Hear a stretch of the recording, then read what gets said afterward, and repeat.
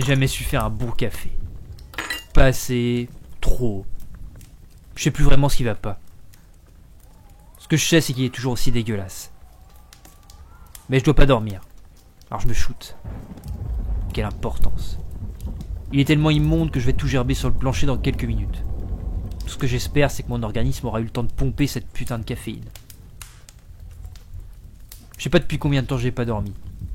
Le jour se lève, la nuit tombe, je m'en rends même plus compte. Les réveils, les horloges sont morts de toute façon. Plus de courant, plus de piles. La fatigue, on apprend vite à l'oublier. Mais pas le besoin de dormir. On comprend ce qu'est la solitude que lorsqu'on la vit vraiment. Putain de solitude. Je me sens si seul. Va te faire foutre. La semaine dernière, ou peut-être ça fait un mois, ou une heure, peu importe. Ce trou du cul de voisin est venu me voir. Sa femme l'avait quitté. Remarque, je la comprends. Hein. Une loque. Il passe son temps à se plaindre de tout et de rien. Le monde entier lui en veut. Le monde entier ne supporte plus ses pleurnicheries, voilà tout. Je l'entends encore, frappant mollement à ma porte. Moi lui ouvrant, sa gueule déconfite rongée par la médiocrité la plus insupportable. Et moi, je le prends dans mes bras. Je me sens si seul, qui essaie de me ressasser. Je l'entends de nouveau frapper, là. La porte vibre à chacun de ses coups. Je m'approche doucement de la porte en priant à chaque seconde qu'il cesse.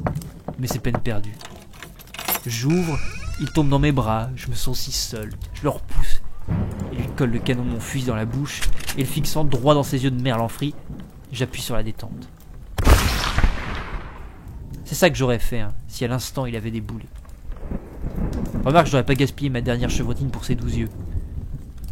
Il ne mérite même pas. Qu'est-ce qui cède la solitude? Te saouler la gueule seul en te ressassant tout ce que tu as pu foirer dans ton couple, en chialant toutes les larmes de ton corps, fantasmer sur ta défenestration prochaine tout en sachant que tu n'auras pas les couilles de le faire. La merde.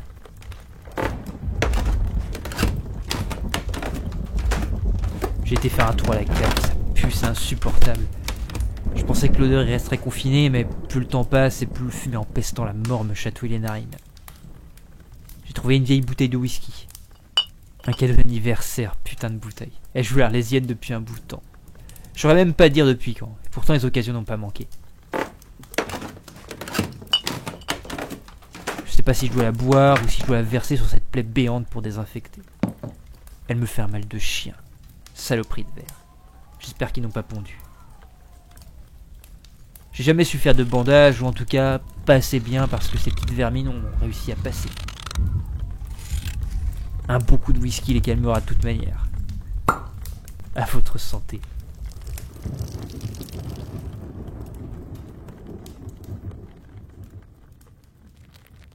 J'ai entendu du bruit dans la cave. Des rats sûrement. Je suis pris d'assaut par la vermine de toutes parts. De toute façon, je veux plus y descendre. L'odeur est insupportable. J'ai trouvé dans la salle de bain des restes de parfum, j'en pulvérise un peu de temps en temps. J'ai jamais aimé. C'était... J'ai jamais osé lui dire. Des soirées entières, en tête à tête à se retenir d'éclater de rire au mieux, à vouloir lui balancer ses 4 vérités au pire. Et puis tu jubiles quand enfin, un matin, tu la vois pencher la bouteille dans tous les sens pour récupérer les dernières gouttes. 3 jours de répit tout au plus. Tu profites alors de la douce odeur de sa peau, celle qui t'enivre. Curieusement, je commence à l'aimer cette fragrance industrielle. C'est fou tout ce que ça me rappelle. C'est fou ce qu'une simple odeur, aussi détestable soit-elle, et d'ailleurs surtout quand elle l'est, évoque en nous. Je la vois se maquillant des heures durant, à demi nue. Elle chantait souvent. Il m'arrive de croiser la porte entrouverte de la salle de bain lorsque je monte, quand ma jambe me fait moins souffrir. Et du coin de l'œil, il me semble la voir quelquefois, belle, innocente. J'ai descendu sa paire de ciseaux roses, et mon rasoir bien affûté, je les ai posés à mon chevet sur la table basse avec le fusil. Je reste une bonne partie du temps à faillir dans le canapé face à la télé. Quelle merde. Elle fonctionne même plus. Pourtant c'est pas plus mal. Pas que je fus un drogué du petit écran, mais bon, du nouveau ne me ferait pas de mal. Histoire de voir que le monde tourne encore. Putain, j'ai l'impression que ça grouille dans ma jambe. La peur dicte à mon imagination toutes ces conneries. Pareil que lorsqu'on se sent seul, on voit des fourmis. Peut-être est-ce parce qu'elles ne sont jamais seules, elles au moins. Moi, ce sont des vers. Peut-être que je suis déjà mort, enterré sous pied sous terre, servant de casse-dalle à la faune locale.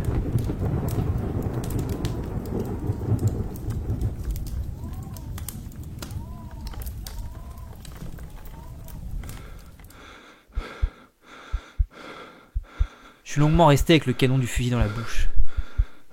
Une ravissante petite brune au reflet roux, venant on ne sait où, à la fois familière, inquiétante et étrange, apparaît dans le coin sombre qui me fait face. À chaque fois que mon index se crispe et disparaît, à peine ai-je renoncé. J'aimerais pouvoir la contempler plus longtemps. Plus je la vois et plus je veux la revoir. Plus près, plus longtemps. Mais à chaque fois elle se dérobe. Et ça me plaît.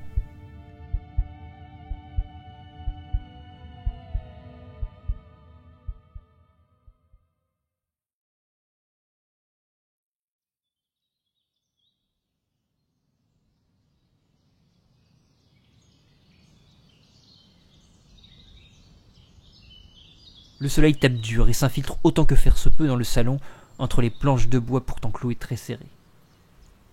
De temps à autre, des ombres passent devant la fenêtre, très vite. Elles ne font que passer, je doute qu'ils sachent que je suis là. 17. C'est le nombre de fois que l'on m'a caché une fraction de seconde le soleil avant la nuit tombée.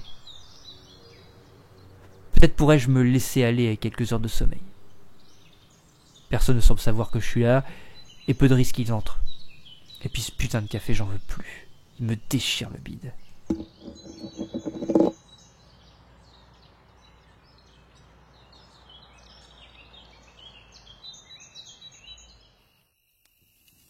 J'ai dormi. Je n'aurais pas dû. Je sais plus rien. Quand on n'a plus aucun sens pour moi, je sais pas quand. Je me suis endormi, ni quand je me réveille. Je ne sais plus quand. Mais putain, ça fout les jetons. Je préférais quand le temps me tenait par les couilles. Ça gratte dehors. J'ai regardé entre les planches de bois, il me semble faire nuit. Quelqu'un ou quelque chose gratte à la porte. Putain, ça n'arrête pas de gratter. Je me suis approché de l'entrée, entré dans la pâte, le fusil en canne de fortune, et le bruit insupportable s'est arrêté. J'ai tourné les talons, et ça recommence. Ce petit enculé joue avec moi. Je pensais ces saloperies trop connes pour être sadiques. Qu'il aille se faire foutre tous autant qu'ils sont. Je me suis posé dans le canapé et ça a continué. Je saurais dire combien de temps. Putain, ma tête va exploser, c'est qu'une question de temps. Le temps n'existe plus. Puis progressivement, les ongles crissants sur les bois deviennent des coups mous et plaintifs de cet enfoiré de voisin. Je me sens si seul. Il me le répète encore et encore. Putain, mon esprit me joue des tours à nouveau. Putain, la folie me guette. Je sais plus ce qui est vrai. La si jolie petite brune m'est apparue de nouveau. Et la chevrotine n'est pas partie. Je la revois encore, tapie dans l'ombre, souriant tendrement. Les ténèbres au visage d'ange. Putain, cet enculé dehors, il sait que je suis là. Le parfum n'a plus aucun effet, la puanteur s'engouffre partout. Putain, j'ai la dalle. Il me reste plus que ces conserves dégueulasses. Si j'en bouffe encore une, je sens que je vais crever. Qu'est-ce que je donnerais pour un putain de steak frites? Y'a que ça de vrai, un steak frites, bordel. C'est pas la mer à boire. Et puis je pisse le sang. Et j'ai retiré le bandage. Et merde, c'est pas beau à voir. Ça grouille. Enfin, je pense. Je verse une lampée de whisky au cas où. Ça brûle, c'est insupportable. Je sais plus si ça me fait du bien ou si ça me tue à petit feu. Putain, j'ai trouvé une dent plantée dans les entrailles de ma cuisse. Une putain de dent de gamine, une dent de lait. Je suppose qu'une fois mort, tout est plus fragile, tout se décompose plus vite. Et entre deux lames de parquet, quelques cheveux noirs maculés de sang. Putain, je pense avoir tout nettoyé. Je vais aller chercher une boîte d'allumettes. Je l'ai vidée sur le sol et j'y ai glissé les artefacts macabres. Je les garde avec moi, pour me souvenir, contre mon cœur. Si je tourne taré, je peux pas oublier pourquoi. Suis-je déjà? J'ai éclaté le crâne d'une fillette de 5 ans avec la crosse de mon fusil parce que j'étais incapable de pointer le canon sur sa tête. Elle m'a bondi dessus, elle m'a mordu, alors d'un élan venu de je ne sais quel recoin de l'enfer, j'ai frappé sans regarder. Quand j'ai ouvert les yeux, de la bouillie. C'est un putain de carnage. La première personne que j'ai tuée, c'est ma fille.